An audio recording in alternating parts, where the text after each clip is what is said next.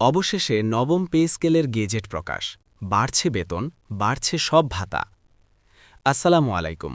আপনি যদি একজন সরকারি চাকরিজীবী হয়ে থাকেন, নবম পে স্কেলের আপডেট সবার আগে পেতে আমার চ্যানেলটি সাবস্ক্রাইব করে দেন এবং আমার ভিডিওতে লাইক করে দেন। ধন্যবাদ। অবশেষে বহুল প্রতীক্ষিত নবম পে স্কেলের গেজেট প্রকাশিত হয়েছে। এই গেজেট প্রকাশের মাধ্যমে সরকারি চাকরিজীবীদের দীর্ঘদিনের অপেক্ষা এক গুরুত্বপূর্ণ পর্যায়ে এসে পৌঁছেছে। নতুন পে স্কেল শুধু মূল বেতন নয়, বরং বিভিন্ন ভাতা, সুযোগ সুবিধা এবং আর্থিক নিরাপত্তার ক্ষেত্রেও বড় ধরনের পরিবর্তন নিয়ে এসেছে। এই পরিবর্তনগুলো কি, কারা কতটা লাভবান হবেন, কোন ভাতাগুলো বাড়ছে আর এর সামগ্রিক প্রভাব কি হতে পারে, এই পুরো বিষয়টি ধারাবাহিকভাবে ব্যাখ্যা করা জরুরি। নবম পে স্কেলের সবচেয়ে বড় দিক হল বেতন কাঠামোর পুনর্বিন্যাস। গ্রেড সংখ্যা, গ্রেড ভিত্তিক মূল বেতন, ইনক্রিমেন্ট কাঠামো সবকিছুই নতুনভাবে নির্ধারণ করা হয়েছে। আগের পে স্কেলে যেসব গ্রেডে বেতন বৈষম্য নিয়ে প্রশ্ন ছিল, সেগুলো অনেকটাই সমন্বয় করার চেষ্টা করা হয়েছে। ফলে একই ধরনের কাজ, একই দায়িত্ব, একই অভিজ্ঞতার ক্ষেত্রে বেতন ব্যবধান কমানোর একটি স্পষ্ট উদ্যোগ দেখা যায়। মূল বেতনের পাশাপাশি যেটা সবচেয়ে বেশি আলোচনায় এসেছে তা হল বিভিন্ন ভাতার পরিমাণ বৃদ্ধি।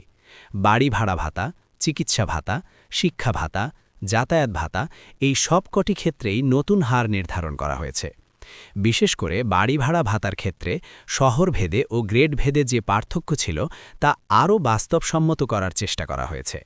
উচ্চ ব্যয়বহুল এলাকায় কর্মরত সরকারি কর্মচারীরা যাতে বাস্তব জীবনের খরচের সাথে সামঞ্জস্য রেখে চলতে পারেন, সেই বিষয়টি এখানে গুরুত্ব পেয়েছে। চিকিৎসা ভাতার পরিমাণ বৃদ্ধিও একটি বড় স্বস্তির খবর। বর্তমান সময়ে চিকিৎসা ব্যয় যেভাবে বেড়েছে, সেখানে আগের ভাতার পরিমাণ অনেক ক্ষেত্রেই পর্যাপ্ত ছিল না। নবম পে স্কেলে চিকিৎসা ভাতা বাড়ানোর মাধ্যমে সরকারি কর্মচারী ও তাদের পরিবারগুলোর স্বাস্থ্য নিরাপত্তার বিষয়টি আরও শক্তিশালী করা হয়েছে।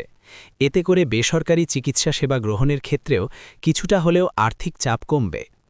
শিক্ষা ভাতার ক্ষেত্রেও পরিবর্তন এসেছে। যেসব সরকারি কর্মচারীর সন্তানরা শিক্ষা গ্রহণ করছে, তাদের জন্য এই ভাতা গুরুত্বপূর্ণ ভূমিকা রাখে। নতুন কাঠামোতে শিক্ষা ভাতার পরিমাণ বাড়ানো হয়েছে এবং কিছু ক্ষেত্রে যোগ্যতার শর্ত সহজ করা হয়েছে। এর ফলে নিম্ন ও মধ্যম গ্রেডের কর্মচারীরা তুলনামূলকভাবে বেশি উপকৃত হবেন।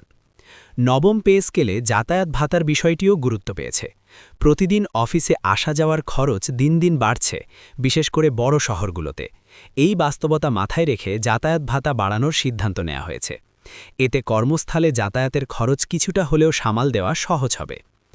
এই পে স্কেলের আরেকটি গুরুত্বপূর্ণ দিক হল অবসর পরবর্তী সুবিধা। মূল বেতন ও ভাতা বাড়ার ফলে পেনশন, গ্র্যাচুইটি এবং অন্যান্য অবসর সুবিধার পরিমাণও স্বাভাবিকভাবেই বৃদ্ধি পাবে। অর্থাৎ শুধু চাকরিরত অবস্থায় নয়, অবসর জীবনের আর্থিক নিরাপত্তার ক্ষেত্রেও নবম পে স্কেল ইতিবাচক প্রভাব ফেলবে। নবম পে স্কেল বাস্তবায়নের ফলে সরকারের মোট ব্যয় উল্লেখযোগ্যভাবে বাড়বে, এটা অস্বীকার করার উপায় নেই। তবে এই ব্যয়কে শুধুমাত্র খরচ হিসাবে না দেখে বিনিয়োগ হিসাবে দেখার যুক্তিও রয়েছে। কারণ সরকারি কর্মচারীরা যখন আর্থিকভাবে সচ্ছল থাকবেন, তখন তাদের কাজের মনোযোগ, সেবা মান এবং প্রশাসনিক দক্ষতা বাড়ার সম্ভাবনা থাকে।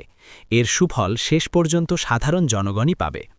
তবে বাস্তবায়নের ক্ষেত্রে কিছু চ্যালেঞ্জও থাকবে। নতুন পে স্কেলের সব সুবিধা সঠিকভাবে ও সময়মতো কার্যকর করা, হিসাব নিকাশের জটিলতা দূর করা এবং মাঠ পর্যায়ে যেন কোনো বিভ্রান্তি না থাকে, এই বিষয়গুলো নিশ্চিত করা জরুরি। অতীত অভিজ্ঞতায় দেখা গেছে, পে স্কেল ঘোষণার পর বাস্তবায়ন নিয়ে নানা ধরনের প্রশ্ন ও সমস্যা তৈরি হয়। এবার যেন সেই সমস্যাগুলো কম হয়, সেই বিষয়ে সংশ্লিষ্ট দপ্তরগুলোর সতর্ক থাকা প্রয়োজন। নবম পে স্কেল নিয়ে আরেকটি আলোচ্য বিষয় হল বেতন বৈষম্য। যদিও নতুন কাঠামোতে বৈষম্য কমানোর চেষ্টা করা হয়েছে, তবুও কিছু স্তরে এখনও অসন্তোষ রয়ে যেতে পারে। বিশেষ করে একই পদে ভিন্ন ক্যাডার বা ভিন্ন দপ্তরের কর্মচারীদের মধ্যে পার্থক্য থাকলে তা ভবিষ্যতে নতুন করে আলোচনার জন্ম দিতে পারে।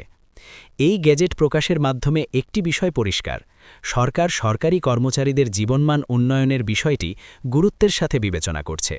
মূল্যস্ফীতি, জীবনযাত্রার ব্যয় এবং সামাজিক বাস্তবতা, এই সব কিছু মিলিয়ে নবম পে স্কেল একটি সময় উপযোগী সিদ্ধান্ত বলেই অনেকেই মনে করছেন।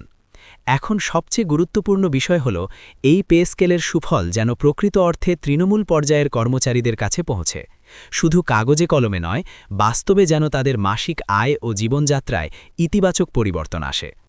নবম পে স্কেল কার্যকর হওয়ার পর সরকারি চাকরির প্রতি তরুণদের আগ্রহ বাড়তে পারে, কারণ আর্থিক নিরাপত্তা ও ভবিষ্যৎ নিশ্চয়তা এখনও সরকারি চাকরির একটি বড় আকর্ষণ। নতুন বেতন কাঠামো সেই আকর্ষণকে আরও শক্তিশালী করবে। সব মিলিয়ে বলা যায়, নবম পে স্কেলের গেজেট প্রকাশ সরকারি কর্মচারীদের জন্য একটি বড় মাইলফলক। বেতন ও ভাতা বৃদ্ধি, অবসর সুবিধার উন্নতি এবং জীবনমান উন্নয়নের সম্ভাবনা, এই সব কিছু মিলিয়ে এটি একটি গুরুত্বপূর্ণ অধ্যায়ের সূচনা করেছে। এখন দেখার বিষয় এই কাঠামো কতটা সফলভাবে বাস্তবায়িত হয় এবং বাস্তব জীবনে এর প্রভাব কতটা ইতিবাচক হয়।